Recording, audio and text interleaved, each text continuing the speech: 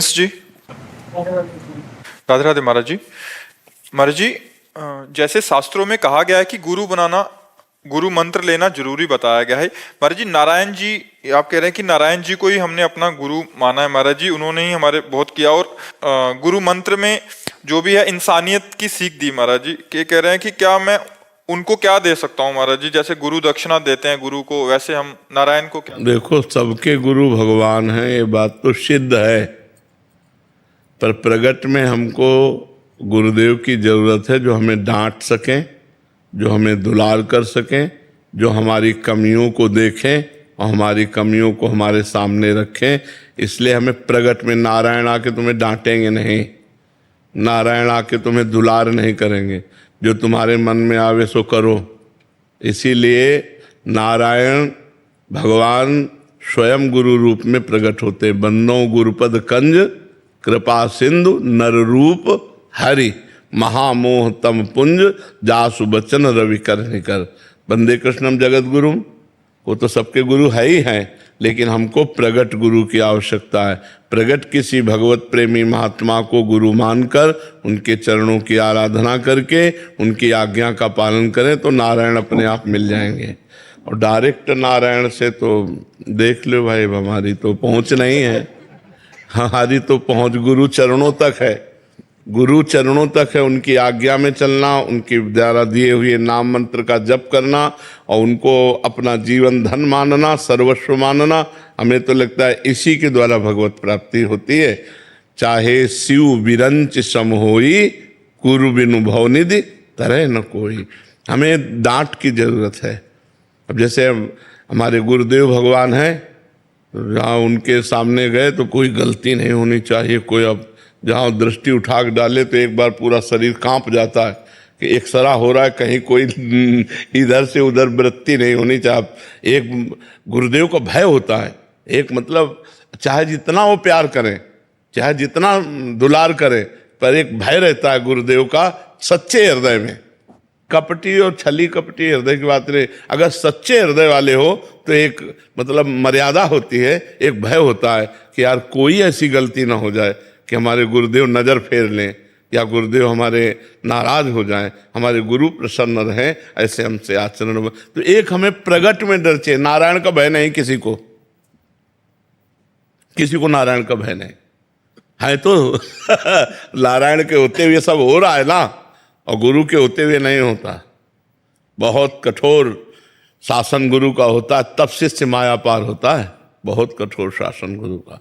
अब हम लोगों को बहुत अच्छी तरह से मांझ दिया गुरु ने। अहंकार का मिटिया मेट केवल गुरुदेव कर सकते हैं, दूसरा नहीं कर सकता।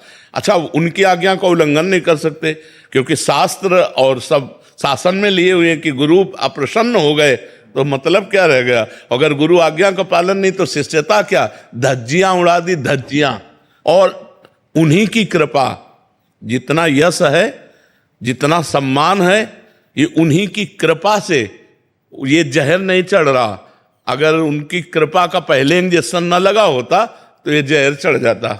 सम्मानम कल्याति घोर गर्णम नीचापमानम सुधा, श्री राधा मुरली धरो भज सखे वृंदावन मात्य। सम्मान जहर है। ये अपना जब नशा चढ़ता है ना तो अहंकार पुष्ट हो जाता है कि हमें 1000 लोग प्रणाम कर रहे हैं, हमें 1000 लोग मान रहे हैं, भगवान से विमुख हो जाता है। और जब गुरु कृपा होती है तो चाहे पूरा विश्व नमस्कार करे, उसका कोई असर नहीं होता, क्योंकि गुरु कृपा कवच होती है।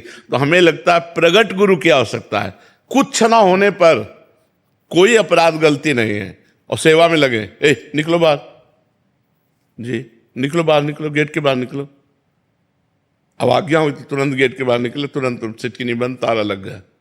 अब बाउंड्री से जाके महाराज जी कोई गलती हो तो क्षमा कर दो, हमें सेवा दे दो। मतलब अब इसका अहंकार कहाँ है, अब इसकी क्षमता कितनी है, अब ये कितना सहनशील है। ऐसे वो बाद में समझ में आता था, उस समय तो केवल जलन होती थी कि क्या गलती हो गई, क्यों गुरुजी ऐसा कह रहे। मतलब ऐसे नहीं कसा गुरुदेव ने, ऐसे कर, चूंकि बच्चापन से बाबा जी रहे और सन्यासी रहे तो महाराज जी को लाना था एकदम निरहंकार दैन्य भाव में। प्रिया प्रीतम के प्रेम में तो दैन्य चाहिए।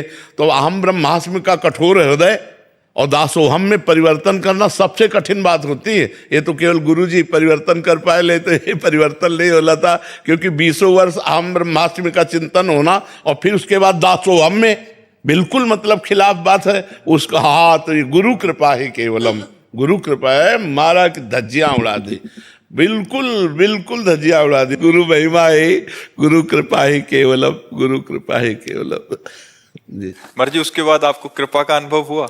अरे प्रतिपल उसी समय कृपा का अनुभव होता था कि मेरे गुरुदेव कितने कृपालु हैं। जिस रज को ब्रह्मा शिवादि याचना करते हैं, किशोरी तेरे चरणन की रज पाऊं, उस रज को उड़ उड़ कर हमारे मस्तक पर लग रही है, हमें ब्रजवासियों की चरण धूलि में लौटने का सौभाग्य मिल रहा है। अगर ये कृपा न होती तो जिंदगी में न कर पाता है। जो सेवा करनी थी वो जिंदगी में न, और उसी सेवा ने हमारे हृदय को अहंकार रहित, हमारे हृदय को भगवत प्रेम के लायक वही सेवा बनाए। सेवा से ही बात बनती है, कृपा ही कृपा है, गुरुदेव की कृपा ही कृपा है। बिल्कुल महाराज जी एक प्रसंग आप सुनाते हैं, जब आप रोटी मांगने तो महाराज जी ने बोला कि हाँ, यही अन्योर में था। अन्योर में महाराज जी ने कहा रोटी मांग के लाओ, तो शायद उन्हीं के संकल्प से हम उसी द्वार में पहुंचे। तो हम कहा राधे श्याम, 2-4 आवाज लगाई तो एक रोटी और प्याज की चटनी। तो प्याज में गंध होती है, तो जो ही ऐसे आया सोई गंध लगा। हम कहा अरे यार प्याज इसमें पड़ा, सोई देखा सूकर निकला घर से। गुरुजी के पास गए और कहा महाराज जी ये किसी चतुर्वर्ण का घर है। जो ही चतुर्वर्ण का सो चढ़ बैठे महाराज जी। महाराज जी ने कहा ब्रज में भगवान के प्रिय पार्षदों के सिवा कोई है?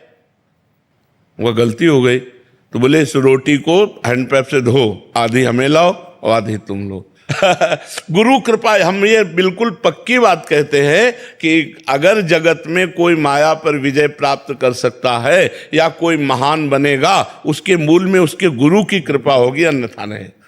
अगर रामकृष्ण परमहंस की कृपा न होती तो विवेकानंद जी विवेकानंद नहीं होते।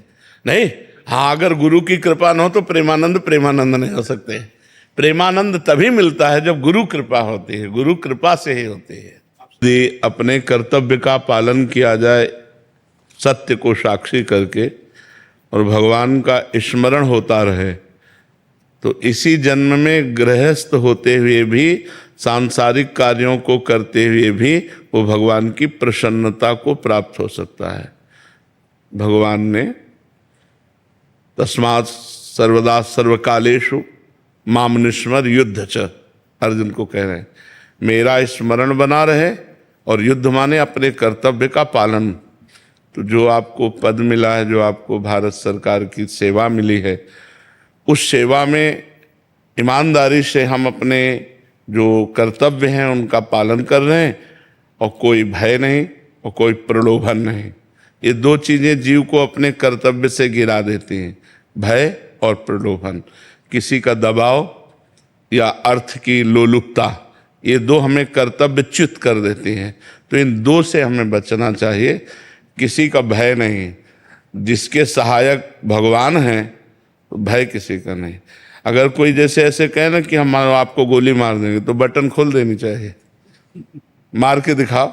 यदि उसको मंजूर है कि इसी क्षण हमें जाना है, तो हम चाहे जितने कवच बांध लें बचेंगे नहीं। और अगर उसको मंजूर नहीं है तो हम छाती खोल के चले तो भी कोई हमारा बाल बांका नहीं कर सकता। इस सिद्धांत को समझ लेना चाहिए। सीम के चाप सके को तासु, बड़ रखवार रमापति जासु। जिसके भगवान रक्षक हैं उसका कोई बाल बांका नहीं कर सकता। तो किसी से भयभीत नहीं होना चाहिए। और प्रलोभन जो हमें भगवान ने धर्मयुक्त दिया है, उसी से हम अपनी इच्छाओं की पूर्ति करेंगे।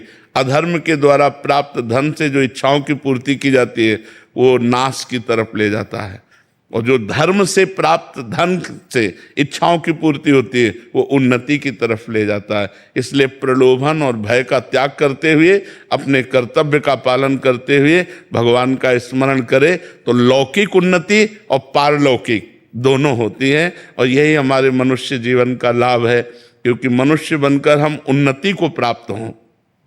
बहुत बड़ी उन्नति में आ गए। 83,99,999 योनियों को क्रॉस करके मनुष्य बने। 84 लाख योनियों में सबसे श्रेष्ठ योनि है। और उसमें भी हमें भगवान ने विवेकवान बनाया, हमें भगवान ने भारत सरकार की सेवा दी, तो अब हम ऐसे कर्म करें कि इससे नीचे न गिरे। इससे नीचे जीना अब आपके लिए नहीं हो सकता। जैसे मनो इतनी ऊंचाई पर हम आए मनुष्य जीवन में, और उसमें भी इसमें अब आप नीचा जीवन पसंद नहीं करेंगे, अब ऊंचा जीवन पसंद करेंगे। तो हम ऐसा भजन करें, ऐसा कर्तव्य करें कि हमारा पद ऊंचा हो, हमारी सेवा बढ़े और हम प्रभु को प्रसन्न करने वाले बने। हमारी भावना यही, अच्छे से स्वस्थ रहकर भारत की सेवा कीजिए और आगे बढ़िए। जो भगवान सेवाएं दें तो और आगे बढ़िए, पर धर्म का सहारा लीजिए। आज जो है हमारी समाज को अधर्म धीरे धीरे घुन की तरह खोखला कर रहा है। छोटे छोटे पदों से लेके बड़े पदों तक अधर्म का प्रवेश हो रहा है।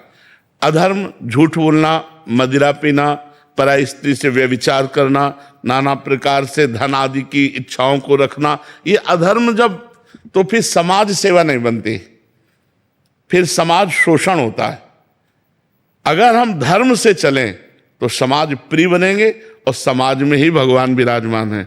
सब रूप सिय राम में सब जग जानी, करो प्रणाम जो। हम इस समाज के रूप में भगवान ही विराजमान है। जी।